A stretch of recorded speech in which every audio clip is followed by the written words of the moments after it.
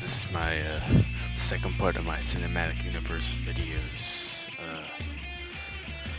Okay, I tried to base this on a media article of the same name, so you're gonna have to bear with me since I have no clue what comes up at any point. Let's see. December 20th, 2024. It was a dark and stormy night in the middle of one of the worst cities ever created. It's a decrepit, abandoned massive structure. In that building, only the greatest horrors of humanity were known, only for it to be forever closed off and schemed to create profit by the most diabolical people on Earth. The building, during its long existence, was known as Oakland Coliseum. It will finally be demolished, and the world will walk to deal with its dreadful existence. However, something else will be lost on December 20th, 2024 that is actually worth hearing about. It was a man who called himself the greatest of all time.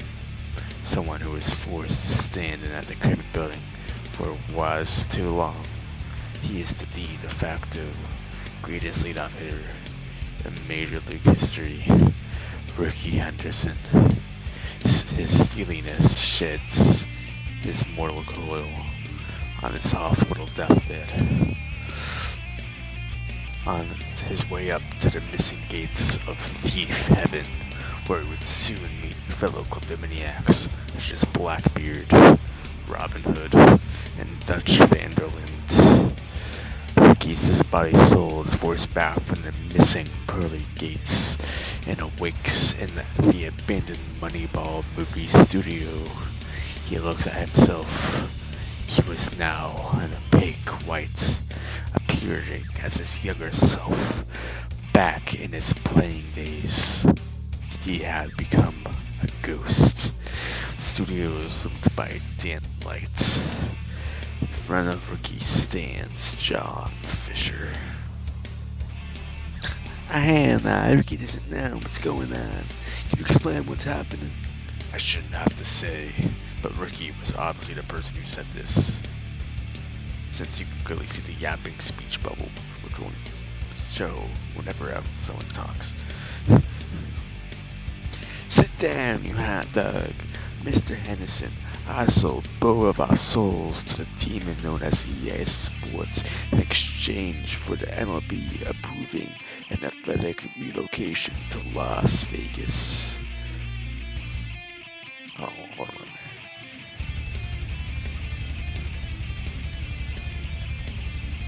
Oh, hold on. I lost the script. Okay. God damn. Okay. I lost the script. Hold on a second. Okay. Let's go back. Sit down, you hot dog, Mr. Henderson. I sold both our souls to the demon known as EA Sports in exchange for the MLB proving the location to Vegas. If you want to return to the missing gates of Thief Heaven, you must steal back your soul. I have some information that tells me EA sold the rights to your soul and distributed them equally among the users of the Pro Baseball Experience Simulation League. In order for you to get your soul back, you must steal each portion of your soul from each Pro Baseball Experience user. Considering this all takes place in alternate reality, you can only do this yourself, so the damn can travel home dimensions by robbing space-time of its cohesion. The only reason I am telling you this is we can get you out of here. The new world does not learn of the existence of the Thief Phantoms. This is not optional. Hell nah, man. Rickey thinks you are a loon. This is the second time in 30 years he's been a hot dog and still doesn't know what that means. So you tell him it's still the fabric of space-time, go to the alternative reality, still back when the members are on last evolution based buddy. Yes, that is exactly what I'm saying. But beware, nobody knows who RUC, the super mega ethical laser they have, uses mind control to create a cognitive fog, meaning they have no memory of you. It is up to you, and you only, to steal back your soul. Now, I need to sniff coke off cookers' vaginas while playing pookers in the New York OK Casino in the morning. Now go. Alright, back to the narrator. Immediately after, Henderson sold the fabric of space-time and entered the pro baseball experience dimension. Immediately, he was swept by a flowing stream of hummus and taken to the back room of the pro baseball experience's head office bunker, where all the heavy members stay safe. The hummus is the one and only hummus god, the all-knowing god of the pro baseball experience. He used to be in a hummus container jar, but stolen after a Nazmi's marvel in a Mach 4. What's up, Ricky? Now I know John Fisher said nobody would know who you were, but that's not entirely true. You see, I am the god of this realm. Not only is the hummus god for obvious reasons, there are thousands of pro baseball experiences users within my dominion. Stealing each share of your soul would be too laborious. What John Fisher did not tell you is that I purchased the right to your soul from EA and distributed them equally among each pro baseball experience user myself. I made the pro baseball experience terms of service, allowing me to take any pro baseball experience items from any user, meaning I can return all pieces of your soul to you. However, I am not a good person, so I will not be doing that. I know you are the greatest thief who has ever lived, and if you succeed, I will turn each portion of your soul to you, so you will pass through missing gates of deep heaven. Aha, Ricky doesn't know what you want this season. He knows he can get it done, but you tell the Man of Steel what it is. You must steal what is the most dear to some of the people who inhabit this land. First, you must steal Teeth and Destroyer's wife. Second, you must steal Ted Potato's girlfriend. Third, you must steal himself's entire bank account. Finally, you must steal any logic from each head office member. Stealing Teeth and his wife and Potato's girlfriend may seem like a daunting task, but there's a very easy way to do this.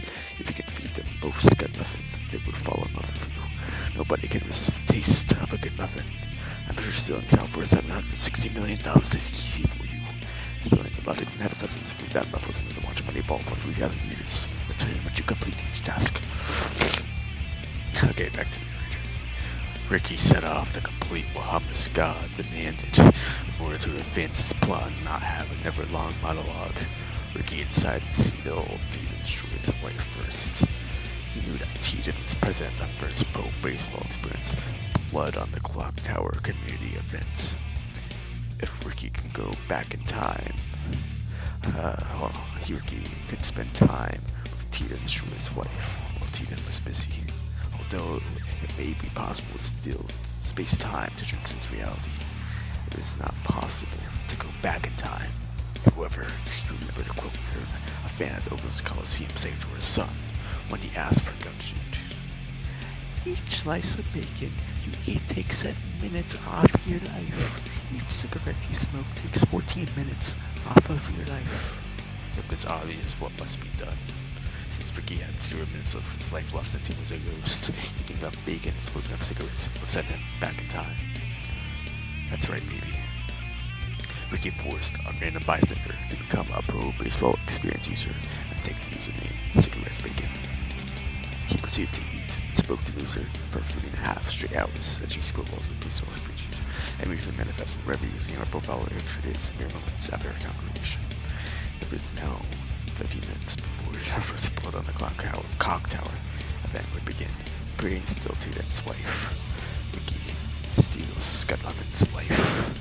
By running fast enough into Scud Muffin, he is dead on the spot, and now a perfectly edible blueberry muffin. Once the match begins, Ricky breaks into Teton destroys him. Okay. Ricky is not like mortal men.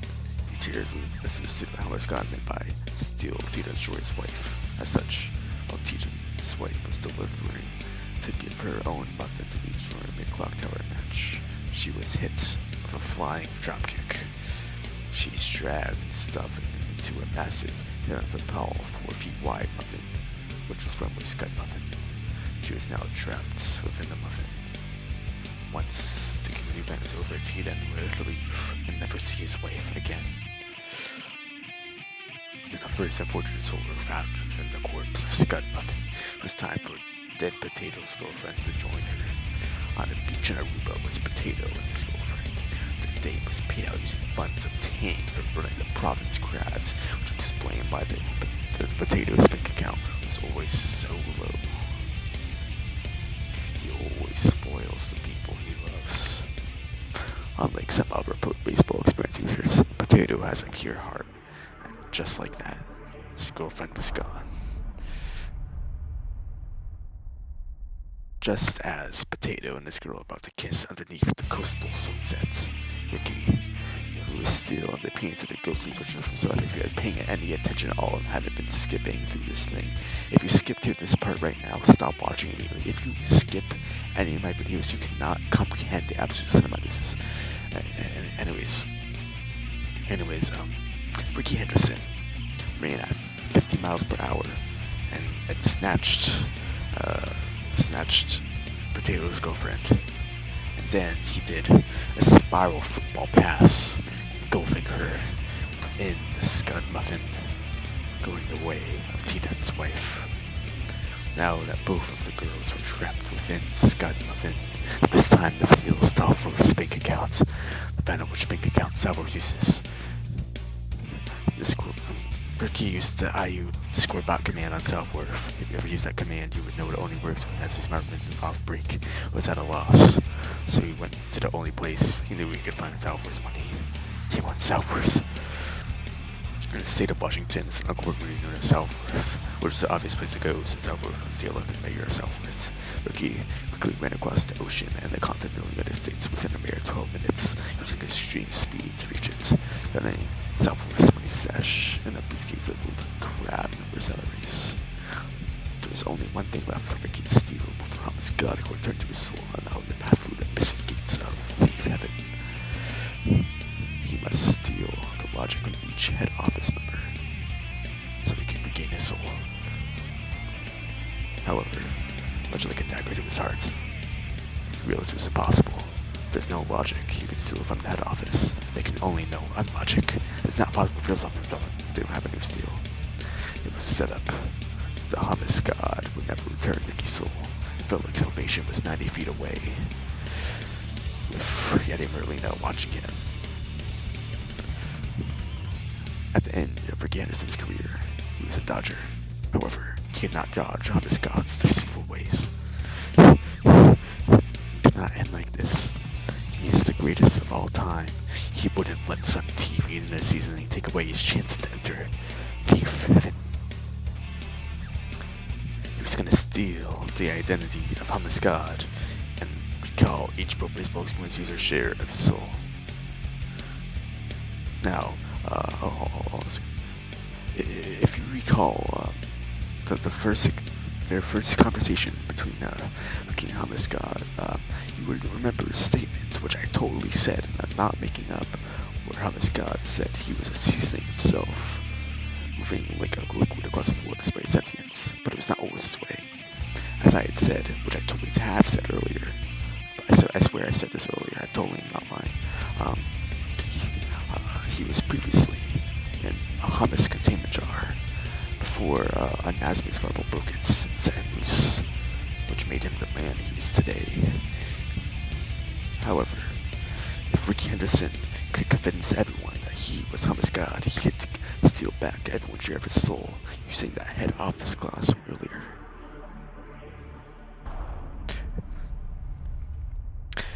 That's right. He painted a jar, put a hummus sticker on it, and crawled inside. It was foolproof. Nobody could see within, since they were blind. He headed straight into the head office.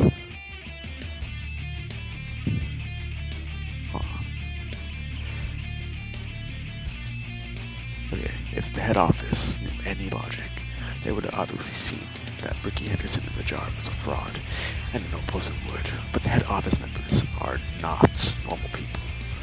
Ricky rolled his jar to Hummus God's office. Alone in Hummus God's office, he had access to everything Hummus God had. Great thieves do not steal what in front of them, they steal what they want. He performs an executive order that returned to each portion of the soul that we desired. To each probe, bespoke makes me go back to Hummus God, which was actually Ricky Henderson at this point.